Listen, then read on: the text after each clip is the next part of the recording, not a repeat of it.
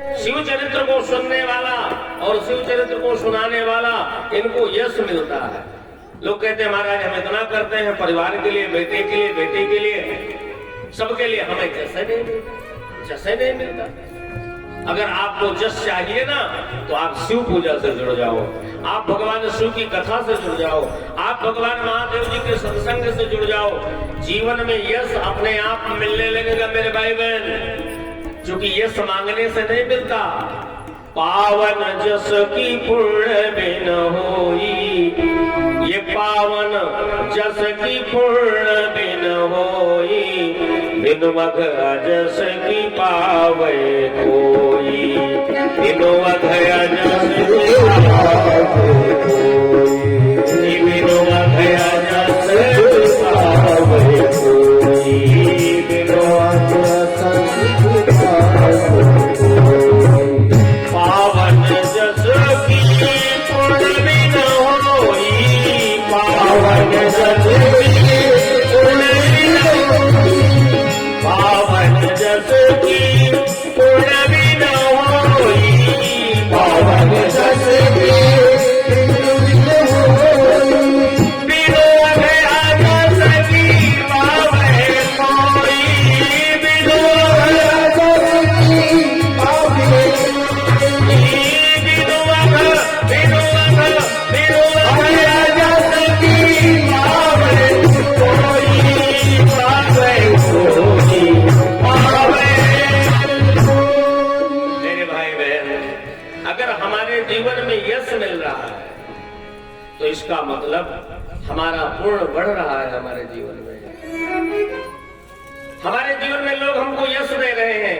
आप कहते हैं बहुत अच्छा व्यक्ति है, बहुत धर्मात्मा है, बहुत अच्छा है, बहुत दानी है, बड़ा सत्संगी है, हमको यश मिल रहा है। यश यश यश, दिन प्रतिदिन बाबूजी यश मिल रहा है। यशोदा दिशा यशोदा, अरे यशोदा माने यश, जो सबको यश बांटता है उसी के घर में भगवान लीला करते हैं। यशोदा के घर में अगर हमको यश मिल रहा है तो हमारा पूर्ण बढ़ रहा है, और हमको अगर अपयश मिल रहा है, हमको कलंक मिल रहा है, झूठा कलंक मिल रहा है, लोग हमारी निंदा करते हैं, लोग हमारी बुराई करते हैं, लोग हमारी चुगली करते हैं, तो मानना कि हमारा पाप बढ़ रहा है, हमारा पाप बढ़ रहा है। अगर हमारी कोई निंदा करता है, कोई चुगली करता है। पावन जस की, जब तक हमारे जीवन का पूर्ण नहीं बढ़ेगा तो हमें यश नहीं मिलेगा, और हमारे जीवन का अवजस जब फैलने लगेगा। अष्टावक्र गीता में भगवान अष्टावक्र जी कहते हैं जनक जी से कि महाराज मरा क्यों है, इस संसार में मरा हुआ कौन? बोले मृत्युष्य को वा पैसा सुखियम। अष्टावक्र जी से पूछा गया, जनक जी ने कहा, अष्टांग योगी शिरध्वज ने कि हे गुरुदेव अष्टावक्र जी, हमको आप बताओ जीते जी मरा कौन? बोले संसार में जीते जी जिसका अपयश फैल जाए, जिसकी निंदा फैल जाए, जिसका कलंक फैल जाए, वो जिंदा मत समझना, वो मरा हुआ है। मृत्युष्य को पैसा सुखियम। भैया अगर हमें यश नहीं मिल रहा तो व्यासपीठ सलाह देती है कि भगवान शिव के पुजारी बन जाओ, भगवान शिव का पवित्र चरित्र सुनो, भगवान शिव की पूजा सुनो, भगवान शिव की पूजा करो, तो यशस्य हमको यश मिलने लगेगा। आयुष्य, भगवान शिव की पूजा और भगवान शिव का चरित्र सुनने से क्या मिलता है? यशस्य, आयुष्य, अमौघ मर्षणम, हमको यश मिलेगा। हमारा अघ अमौघ, हमारा अघ माने पाप, हमारे जीवन का पाप, हमारे जीवन का पाप, हमारे जीवन का अघ भगवान शिव की कृपा से धीरे धीरे धीरे धीरे समाप्त हो जाएगा। हमारा पाप नष्ट हो जाएगा। पर एक दिन नहीं, 2 दिन नहीं कि हम 1 दिन 2 दिन शिव जी की कथा सुन ले, 1 दिन 2 दिन शंकर जी में बेलपत्री चढ़ा दे, 1 दिन 2 दिन समय से शंकर जी में जल धारा कर देना। यो नित्यदा शर्त है, यो नित्यदा, जो नित्य करेगा, जो नित्य कथा सुनेगा, जो नित्य भगवान शिव का अर्चन करेगा, पूजन करेगा, यो नित्यदा करण नरो कीर्तये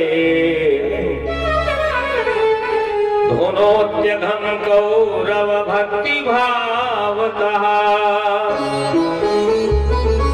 धुनोत्यघं कौरव भक्ति भावतः। भगवान शिव की अनन्य भक्ति उनके हृदय में विराजमान हो जाएगी। शिव चरित्र बहुत अगाध है।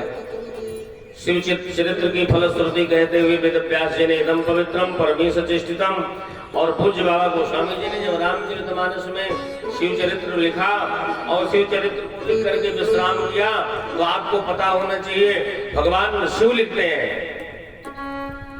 भगवान शिव क्या लिखते हैं? शंकर जी के चरित्र को लिखने के बाद, शिव चरित्र लिखने के बाद मानस में चरित सिंधु गिरजारमन, ये चरित सिंधु गिरजारमन वेद न पावहि पार। भगवान शिव के चरित्र को वेद भगवान भी कह करके पार नहीं पा सकते। वेद न पावहि पार। तो पूज्य बाबा गोस्वामी जी लिखते हैं, बरनय तुलसीदास की मैं क्या वर्णन करूं गोस्वामी जी के। जब वेद भगवान नहीं पार पा सकते, शिव चरित्र को कहकर, लिखकर, बोलकर, तो गोस्वामी जी कहते बरनय तुलसीदास की अति मति मंदो गंवारो। बताओ, ऐसे महापुरुष अपने को कहते हैं मति मंद, गंवार। गोस्वामी जी गंवार है, गोस्वामी जी मतमग्न है। इतना बड़ा रामचरितमानस, और ये महापुरुषों की भाषा होती है। वो अपने को लघु रखते हैं, अपने को कभी दिखाते नहीं है। महापुरुष हमेशा अपने को छिपाते हैं। यही बात जब विभीषण जी ने हनुमान जी से पूछा, हनुमान जी का और विभीषण का लंका में परिचय हुआ, तो हनुमान जी ने कहा हमारा परिचय पूछ रहे हो? विभीषण बोले हाँ। तो हनुमान जी ने कहा देखो हमारा परिचय बहुत छोटा है। ज्ञानी नाम अग्रगण्यम सकल गुण निधानम। हनुमान जी कहते हैं मेरा परिचय बहुत छोटा है। हे विभीषण, मैं अगर अपना परिचय तुमको बताऊं तो पहला परिचय तो हमारा ये, प्रात ले जो नाम हमारा, प्रात ले जो नाम हमारा, प्रात ले जो नाम हमारा, यही दिन साहिना मिले हमारा, यही दिन साहिना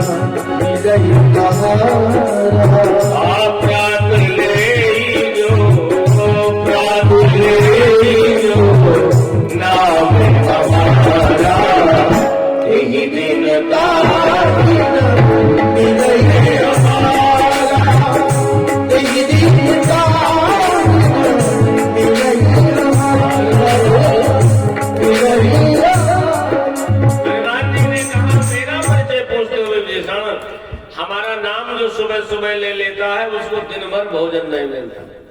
हनुमान जी कहते हैं अपने मुख से। अब बताओ, इस बात को हम मान ले? अरे हम कहते हैं, हनुमान जी कहते हैं ना, हनुमान जी का नाम, बंदर का नाम, ये बंदर या बंदर का दर्शन, हनुमान जी का दर्शन कर लो। आहार की बात करते हो 56 भोग मिलेगा।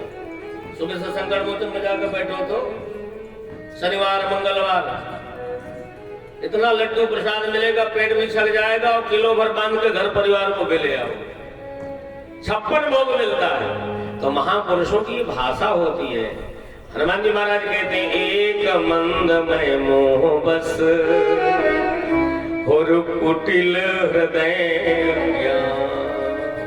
पुनि प्रभु मोहि न विसारहु और दीन बंधु भगवान। मैं मोह बश हूँ, मैं कुटिल हूँ, मैं कामी हूँ, महापुरुषों के मेरे भाई बहन ये भाषा बड़ी टेढ़ी मेढ़ी होती है, महापुरुषों की भाषा बड़ी विचित्र होती है साहब। भगवान शिव का चरित्र बड़ा अगाध है, बड़ा दुस्तर है। भगवान शिव के चरित्र को कैसे कहा जा सकता है, भगवान शिव के चरित्र को मेरे भाई बहन कैसे सुना जा सकता है, जो बड़ा ही अगाध है, दुस्तर है, और सागर पार करने जैसा। देखो एक जगह लिखा है शिव महापुराण में कि अगर हम आयु की वृद्धि चाहते हैं, हम चाहते हैं कि हमारी आयु की वृद्धि हो जाए, तो भगवान शिव में 1,00,000 दूर्वा चढ़ाओ। एक दिन में नहीं, एक महीने में गिनती कर लो, एक संख्या बना लो, 3 महीने में, 1 साल में, 6 महीने में एक दूर्वा गिन करके कि इतनी दूर्वा हम अगर चढ़ाएंगे शंकर जी में रोज, दूर्वा गिन के दूब, हल्की फल्की दूब, तो इतनी दूर्वा अगर हम चढ़ाएंगे तो इतने दिन में 1,00,000 दूर्वा हो जाएगी। तो 1,00,000 दूर्वा चढ़ाने से भगवान शंकर आयु की वृद्धि कर देते हैं। ठीक है। दूसरी बात, 1,00,000 धतूर के फल, चाहे सफेद धतूर हो चाहे काला धतूर हो, 1,00,000 धतूर के फल चढ़ाने से मेरे भाई बहन जो बहुत परेशान है कि हमको बेटा नहीं हो रहा, संतति नहीं हो रही, तो 1,00,000 धतूर फल चढ़ाने से कुछ दिनों के बाद मेरे भाई बहन निपुत्र को पुत्र मिल जाए। बड़ा सुंदर पुत्र देते हैं, मार्कंडेय ऋषि जैसा पुत्र देते हैं महाराज। दुनिया मर जाती है लेकिन मार्कंडेय अजर है, अमर है। 5 साल का वरदान देकर के भेजा था मार्कंडेय ऋषि को, आगे कथा है 7वें दिन, लेकिन आज भी वो अजर अमर है। और 1,00,000 तुलसी पत्र, तुलसी की पत्ती, लोग कहते हैं शंकर जी में तुलसी नहीं चढ़ती, क्यों नहीं चढ़ती? वैष्णवा नाम परम शंभु, पुराना नाम मिदम यथा, भगवान शिव वैष्णव है। और वैष्णव तुलसी नहीं लेगा, वैष्णव तुलसी की माला नहीं धारण करेगा तो कौन धारण करेगा? शंकर जी में तुलसी भी चढ़ती है और शंकर जी में मंजरी वाली भी चढ़ती है मेरे भाई बहन। और शिव और राम में भेद बुद्धि लगाने नहीं चाहिए। जो हरि है वो हर है और जो हर है वही हरि है। तो तुलसी की पत्ती चढ़ाने से भोग मोक्ष की प्राप्ति होती है। 1,00,000 अड़हुल के फूल चढ़ाने से शत्रु की बुद्धि परिवर्तित हो जाती है। अड़हुल का एक फूल होता है, 1,00,000 अड़हुल के फूल चढ़ाने से शत्रु मित्र हो जाते हैं। भैया 1,00,000 करबीर का एक फूल होता है, कहेगा करबीर,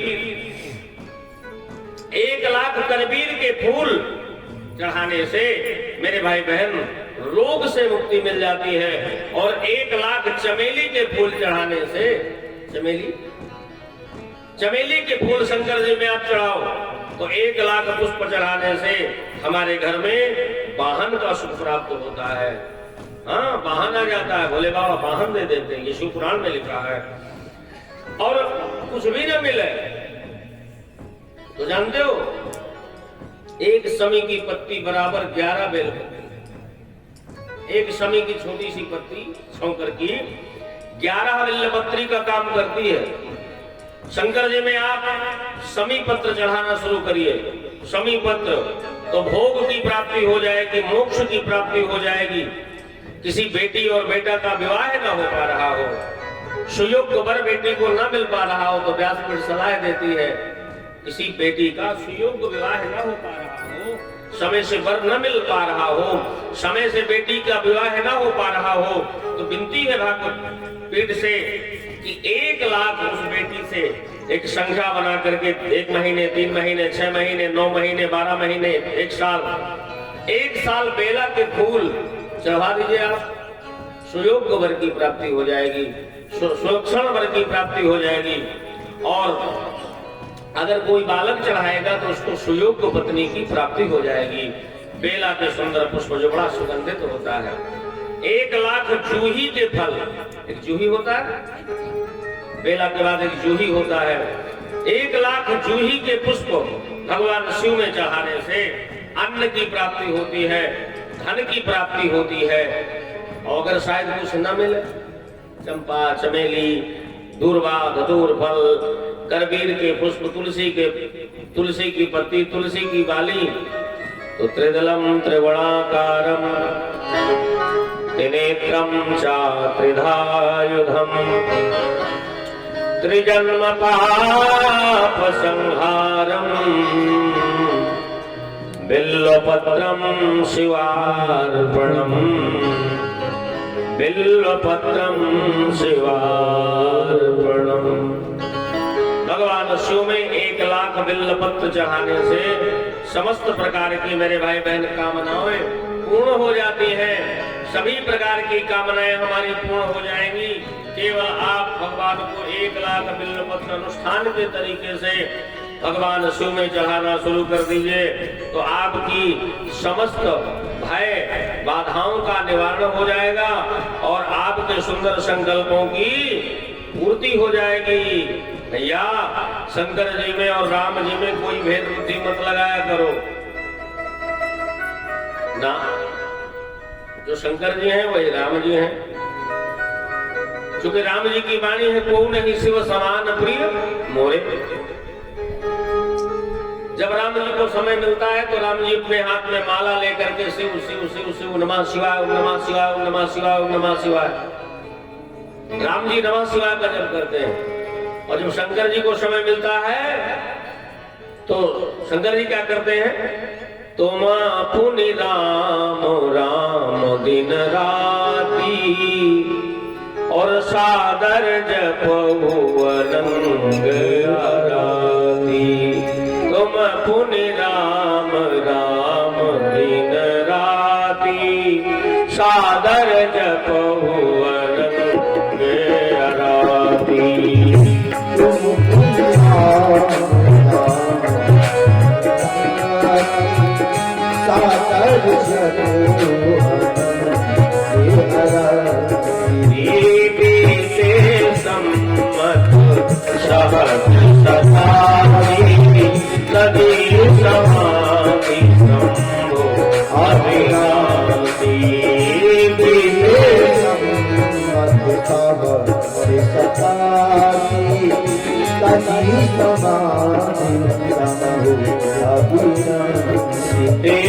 राम नाम शिवा सुमिरन लागे, राम नाम शिव सुमिरन लागे, राम नाम शिवा सुमिरन लागे, राम नाम शिव सुमिरन लागे। जाना सकी जगत पति जागे, जाना सकी जगत पति जागे, जाना सकी जगत पति जागे, जाना सकी जगत पति जागे। श्री राम जय राम जय जय राम, श्री राम जय राम जय जय राम, श्री राम जय राम जय जय राम, श्री राम जय राम जय जय राम, श्री राम जय राम जय जय राम, श्री राम जय राम जय जय राम, श्री राम जय राम जय जय राम, श्री राम जय राम जय जय राम, जय जय राम, जय जय राम।